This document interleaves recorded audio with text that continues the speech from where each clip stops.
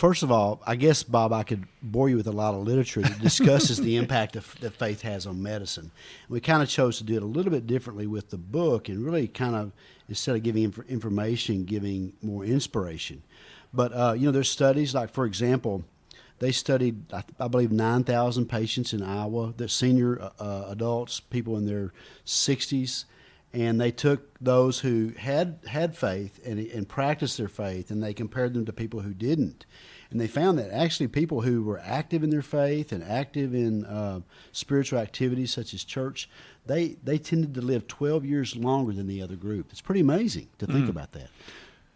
So as you began to see studies like this, and from your own practice and seeing how a person's faith really impacted their bodies and their health, what are some of the conclusions you drew?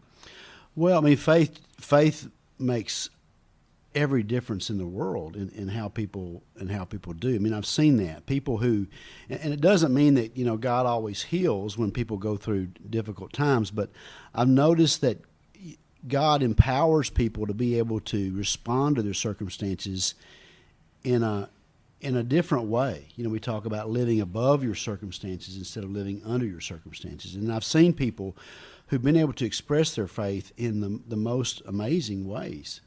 Tell me just a bit about your own personal faith story and how you really integrate your faith into your medical practice.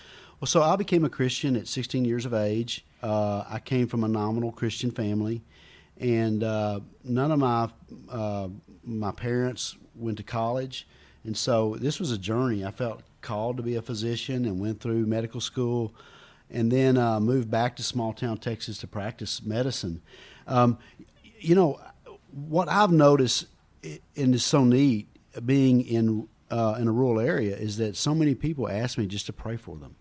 In fact, last week, my wife had plans for us to go out with some friends, and I was running late, and I had a consult that I had to go see at the hospital, and they wanted me to change a trach tube out on a patient. A trach tube is a tube that helps people breathe.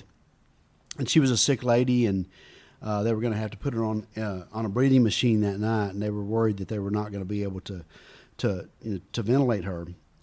And so I went in, and I really had a bad attitude. It's funny, No, Bob. not you. It's funny, Bob. I always thought being a doctor, I was going to do something, big with my life. And what I realized, I think God really meant it more for my sanctification. So I go through these. So anyway, I had a bad attitude, and the nurses didn't have what I needed. And when I went in to change the trach, of course, this lady was not doing well. And she was a frequent flyer. She was probably in her 40s. And I took the trach out and put the new trach in so that she could be put on a breathing machine. And when she finished, she could barely speak. And she looked up at me and she said, "Doctor, would you pray for me?" And it just broke my heart, first of all, because I had such a bad attitude to begin with. But I prayed for that lady. And I believe I was the last person to ever really, talk to her. Yeah. And just thought about, wow, what an honor that was, and what a divine appointment that was. And here it was, I had a bad attitude the whole way, kind of like Jonah in the book of Jonah. God told him to do something, and he had a terrible attitude about it. But so I see these things every day, and that's what this work is about. It's just stories of everyday people who have responded, to their life tragedies in really God honoring ways.